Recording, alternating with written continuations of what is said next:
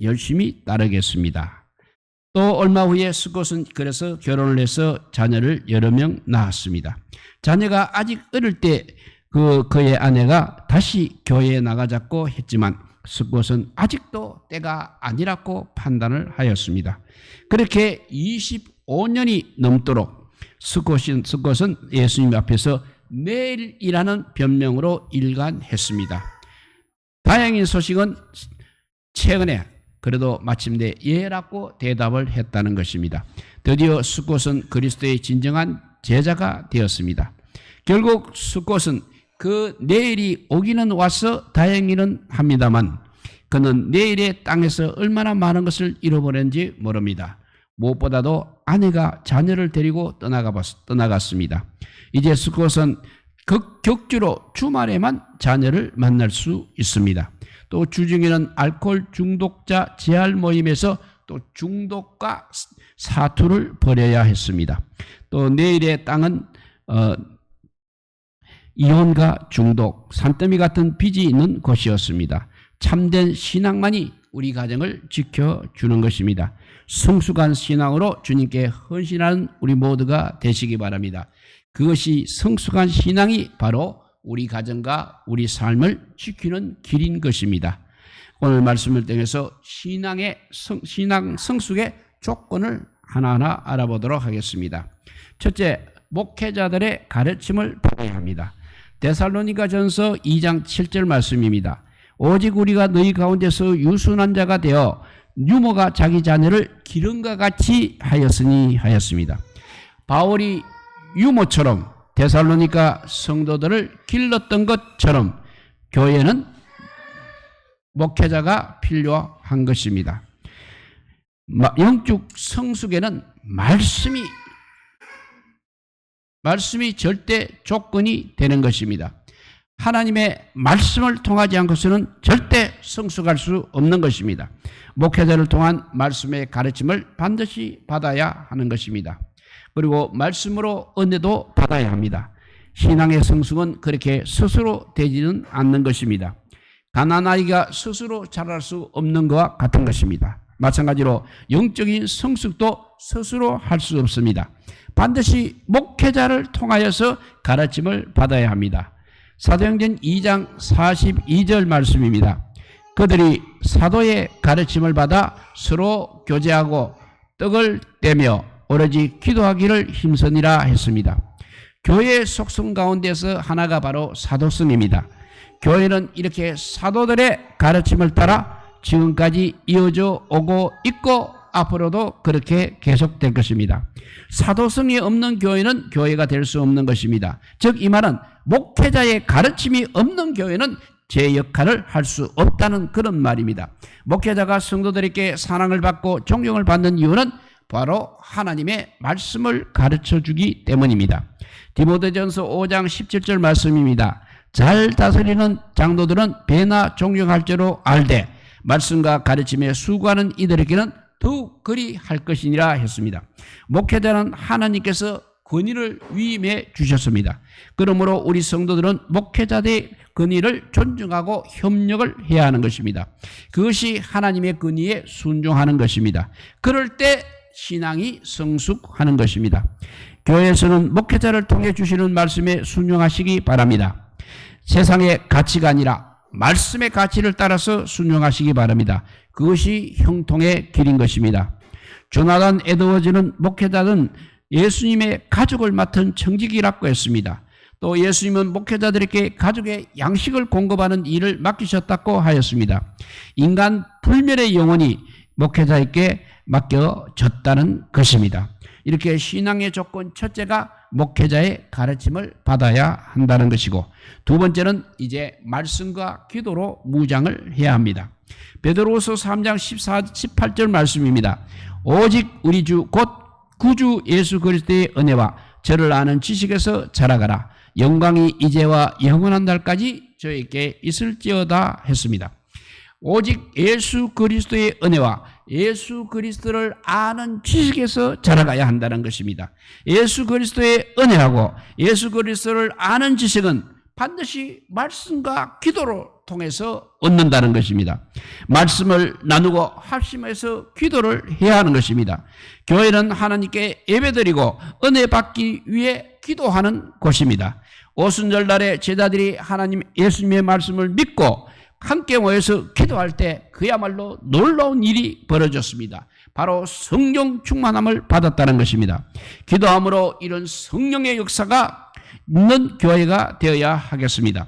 마귀가 역사하는 가장 뚜렷한 증거는 우리에게 항상 기도하는 시간을 빼앗아가는 것이라고 합니다. 기도 없이 살게 하는 것이 마귀의 가장 큰 역사인 것입니다.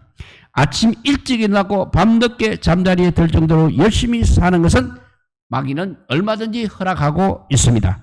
더 열심히 살아야 된다, 더 열심히 일해야 된다라고 오히려 자꾸 부추기고 마귀가 자꾸 부추기고 있습니다. 기도를 안 하고 열심히 사는 것이야말로 마귀에게 사로잡히는 조건이기 때문에 얼마든지 그렇게 하는 것은 마귀는 허락한다는 것입니다. 그런데 디모데전서 4장 5절에 보면 하나님의 말씀과 기도로 거룩하여 진다고 하였습니다. 성도가 거룩해지는 것은 오직 말씀과 기도라는 것입니다. 그러니까 우리는 하나님의 말씀을 항상 가까이 해야 하는 것입니다. 말씀을 들을 때, 말씀을 묵상할 때 성령의 감동을 받아야 합니다. 그리고 그 말씀을 기억하고 기도를 해야 하는 것입니다. 그것이 경건한 성도요 성숙한 성도가 되는 길인 것입니다. 말씀과 기도가 없이는 절대 믿음이 성장할 수 없습니다. 교회만 다니는 그런 성도가 아니라 말씀과 기도로 은혜를 받는 성도가 되어야 한다는 것입니다. 그리고 성령의 인도하심을 받아야 합니다. 새롭게 하소서 방송에서 미스코리아 출신 영화 배우인 이한희의 간증이 있었습니다. 이 간증을 대략 살펴보면 지독한 그분이 슬럼프를 겪었을 때 긴긴 터널을 지나면서 지푸라기처럼 잡은 것이 성경이었다고 합니다. 그래서 그가 이렇게 말합니다. 내가 하나님으로부터 멀리 떠나온 것 같아. 나는 하나님께로 지금 가야 할 것 같아 하면서 성경을 잡았다고 합니다. 그때부터 성경 통독을 시작했다고 합니다. 그리고 정말 닥치는 대로 성경을 읽었다고 합니다. 그래서 90일 만에 성경 통독을 하려고 정말 닥치는 대로 읽어야만 했다고 합니다. 서서도 읽고 자다가도 읽고 차에서도 읽고 영화 촬영을 하다가도 중간에 읽었다고 합니다. 말씀에 대한 열망은 시간의 유무와 상관이 없었다고 합니다. 그렇게 하니까 7년 동안 12번 통독했다고 합니다. 나중에는 천천히 묵상하기 위해서 성령 필사까지 하였습니다. 그러니까 말씀을 음미하게 되고 성경을 보는 맛이 달랐다고 합니다. 이렇게 우리도 말씀과 기도에 열심을 내기 바랍니다. 말씀과 기도에 열심 내는 것이 바로 우리 신앙 성숙의 지름길인 것입니다. 이엠 바인주 목사님의 거침없이 기도하라는 책에 대한 내용입니다. 교회의 사명은 인간 본성을 변화시키고 성품을 변화시키고 행동에 영향을 주어 행실을 변혁시켜야 합니다. 교회는 이 땅에 존재하는 하나님의 공장입니다. 교회의 중요한 임무는 이렇게 성품의 의로움을 창출하고 진작시키는 것입니다. 그런데 이와 같은 놀라운 변화는 간절하고 끈기 있고 신실한 기도를 통해서 가능하게 되는 것입니다. 끈질기고 간절한 기도 없이는 사람은 절대 변하지 않는다는 것입니다. 이렇게 신앙 성숙의 조건, 첫째는 목회자의 가르침을 받아야 하고, 두 번째는 말씀과 기도로 반드시 무장해야 됩니다. 세 번째는 이제 성도의 교제가 있어야 합니다. 에베소서 4장 16절 말씀입니다. 그에게서 온몸이 각 마디를 통하여 도움을 입음으로 연락하고 상합하여 각 지체의 분량대로 역사하여 그 몸을 자라게 하며 사랑 안에서 스스로 세우느니라 하였습니다. 예수님이 바로 교회의 머리가 되십니다. 그러므로 예수님의 도움 없이는 우리가 절대 성숙할 수 없습니다. 사도 바울은 교회를 그리스도의 몸에 비유하고 있습니다. 성도들은 그 몸에 붙은 각 지체대로 비유하고 있습니다. 그리스도의 몸된 교회를 중심으로 각 지체들인 성도들이 자신의 분량대로 서로 연락하고 상합하여야 하는 것입니다. 영적인 생명이 정상적으로 자라려면 지체가 서로 봉사하는 환경, 즉 교회 안에 있어야 정상적으로 영적인 생명이 자라나는 것입니다. 다른 형제들의 도움을 받지 않고 혼자 성장할 수 없다는 말이 되겠습니다. D.L. 무디가 하루는 처제에 앉아 글을 쓰고 있었습니다. 5살 먹은 그의 아들이 들어왔습니다. 무디는 그 아들이 자신을 방해하지 않기를 바라면서 무엇을 원하느냐고 물어봤습니다. 그러자 그 아들은 아무것도 원하지 않습니다. 아빠와 함께 있고 싶어서 들어왔다고 대답을 했습니다. 그리고 마루에 앉아서 조용히 놀기 시작했다고 합니다. 아이는 다른 것이 아니라 아버지를 원하고 있었던 것입니다. 우리도 다른 것이 아니라 예수님을 원하는 삶이 되어야 하는 것입니다. 그래서 예수님과의 만남을 원해야 하는 것입니다. 그리고 예수님과의 교제가 되어야 사람과의 교제도 가능한 것입니다. 하나님과의 이렇게 수직적인 만남이 있어야 인간과의 수평적인 교제도 원만하게 된다는 말씀입니다. 에베소서 4장 32절 말씀입니다. 서로 친절하게 하며 불쌍히 여기며 서로 용서하기를 하나님이 그리스도 안에서 너희를 용서하신과 같이 하라 했습니다. 성령님은 여러 가지 문제가 있고 시험이 있어도 기도함으로 하나가 되게 하시는 분이십니다.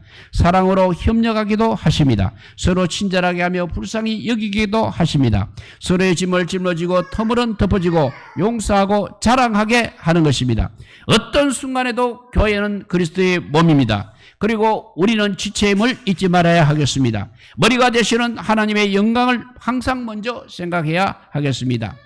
믿는 성도인 우리조차 세상 불신자들이 하는 말 때문에 마음이 상하고 그런 말 한마디에 마음이 무너지기도 하는 것입니다. 그런 이야기를 계속 듣다 보면 영적 침체가 찾아오는 것입니다. 내 안에 있던 믿음의 소망도 다 사라져서 모든 것을 부정적으로 바라보게 되는 것입니다. 그 다음부터 모든 것이 의심스럽고 헌신의 기쁨도 역시 사라지는 것입니다. 결국 기도도 안 됩니다. 하나님의 말씀의 은혜도 빼앗긴 채 완전히 그때는 마귀의 놀이기가 되는 것입니다. 그러니까 우리는 참된 신앙의 교제에 참여해야 합니다. 성도들과 믿음의 교제를 많이 하시기 바랍니다. 사도행전 2장 46절에도 보면 날마다 마음을 같이하여 성전에 모이기를 힘쓰고 집에서 떡을 뗀다고 하였습니다. 그리스도인들은 성도들 간에 이렇게 교제와 사귐이 있는 사람들입니다. 그리스도인들의 교제와 사귐은 그들이 하나님의 자녀임을 입증하는 것입니다. 초대교회 성도들은 이 집 저 집에 모여서 떡을 나누면서 성도들의 사귐을 끊임없이 계속하였습니다. 이것이 바로 복음 전파와 교회 발전에 너무나 큰 공헌을 하였습니다. 우리는 성도들과의 사귐을 얼마나 소중히 여기고 있습니까? 혹시 성도들 간에 불화를 만들고 있지는 않습니까? 미워하고 시기하지는 않았습니까? 서로 돌아보며 사랑하며 성도들 간의 교제와 사귐을 다시 한번 새롭게 다져보시기를 주님의 이름으로 축복합니다. 이렇게 신앙의 조건 첫째, 신앙 성숙의 조건 첫째가 목회자의 가르침을 받아야 하고, 두 번째는 말씀과 기도로 무장해야 되고, 세 번째는 성도의 교제가 있어야 한다고 했습니다. 이제 네 번째는 부단히 노력을 해야 됩니다. 오늘 말씀 12절에 보면 내가 이미 얻었다 함도 아니요 온전히 이루었다 함도 아니라 오직 내가 그리스도 예수께 잡힌 바 된 그것을 잡으려고 달려가노라 했습니다. 내가 이미 얻었다 함도 아니요 온전히 이루었다 함도 아니라 오직 내가 그리스도 예수께 잡힌 바 된 그것을 잡으려고 달려간다고 하였습니다. 바울이 이미 도달한 현재의 상태와 또 앞으로 도달해야 할 목표 사이에 갈등을 나타내고 있습니다. 바울이 열망하는 완전함에 이르기 위하여서 믿음의 경주 즉 영적 성장을 향해서 계속해서 다름질하겠다는 것입니다. 여기서 쫓아가노라 많은 예수 그리스도를 배우고 닮아가고자 하는 바울의 진지한 노력을 말하고 있습니다. 오늘 또 13절에 다시 읽어보면 형제들아 나는 아직 내가 잡은 줄로 여기지 아니하고 오직 한 일 즉 뒤에 있는 것은 잊어버리고 앞에 있는 것을 잡으려고 한다고 했습니다.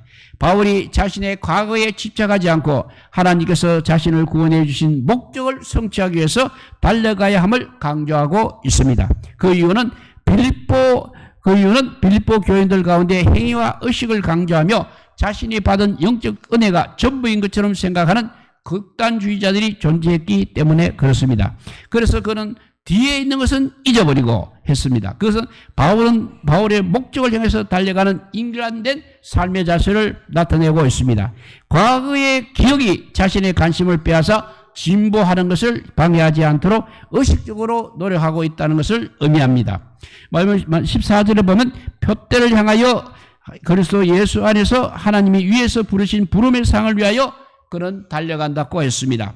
성도의 목표는 바로 예수님께까지 자라나야 하는 것입니다. 그 말이 그리스도의 장성한 분량에까지 이르는 것이 우리 신앙생활의 목표가 되어야 하는 것입니다. 믿음은 그냥 있는 것이 아니라 자라는 것입니다. 우리는 땅의 영광만을 추구하는 사람들이 아닙니다. 영원한 하늘의 상을 향하여 믿음으로 사는 그야말로 거룩한 백성들입니다. 그래서 15절에 보면 그러므로 누구든지 우리 온전히 이룬 자들은 이렇게 생각할지니 만일 어떤 일에 너희가 달리 생각하면 하나님이 이것도 너희에게 나타내시리라 했습니다.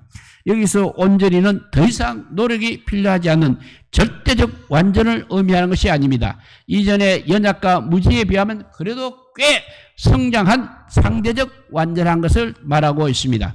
그래서 더 높은 목표를 향해 노력의 여지가 아직도 그래도 남아있는 상태를 가리키고 있는 것입니다. 마지막 16절로 보면 오직 우리가 어디까지 이르든지 그대로 행할 것이라 했습니다. 바울은 그리스도인들이 비록 동일한 목표를 향해 나아가고 있을지라도 그 성숙의 정도가 서로 차이가 있기 때문에 믿음의 분량대로 최선을 다해 영적 성장을 이루어가라는 의미를 가지고 있습니다. 날마다 주님을 본받아 성숙한 성도들이 되시기 바랍니다. 주님 오실 그날까지 우리는 중단하지 말고 항상 전진해 나가야 하는 것입니다. 왜냐하면 우리는 하나님의 군사들이기 때문입니다. 우리가 바라보는 것은 사람의 칭찬이나 보상이 아닙니다. 우리의 오직 한 가지 예수님이십니다. 영원한 하늘의 상을 보고 달려가는 우리 모두가 되시기 바랍니다. 다시 한번 신앙의 조건 4가지를 말씀드리고 말씀을 마치도록 하겠습니다. 첫째는 목회자들의 가르침을 반드시 받아야 합니다. 두 번째는 말씀과 기도로 무장을 해야 됩니다. 세 번째는 나 혼자 성장하는 것이 아니라 성도의 교제가 있어야 성장이 됩니다. 그리고 부단히 노력해야 됩니다. 우리가 신앙을 성장하기 위해서 방해하는 많은 것들을 이겨내면서 날마다 부단히 노력해서 하나님께서 예수 그리스도의 장성한 분량에까지 이르는 신앙의 목표를 달성하는 하루하루 달성해 나가는 우리 모두가 되시기를 주님의 이름으로 축복드립니다. 기도하겠습니다. 사랑의 하나님 감사합니다. 이 마지막 때가 되어서 우리 믿음의 성장은커녕 믿음이 아버지 보이지 않는 상태까지 갈까 두렵습니다. 지금이 정말 영적으로 문란한 시대가 왔습니다. 이럴 때 아버지 주님의 전에 올라와서 예배 때마다 아버지 말씀과 기도로 무장하여서 정말 예수 그리스도의 장성한 분량에 이르는 성도들이 자꾸 나타나게 하여 주셔서 주님 오실 날을 다가오는 이때 주님 오실 날을 준비할 수 있는 우리 성도들 되게 하여 주시옵소서. 그래서 사람이 이 땅에 잠깐 사는 것 때문에 영원한 하나님 나라를 잊어버리는 그런 어리석은 자들이 되지 않게 하여 주시기를 간절히 빌고 원하올 때 이 모든 말씀 아무 공도 없으나 우리 구주 예수 그리스도 이름으로 기도드리옵나이다. 아멘. 350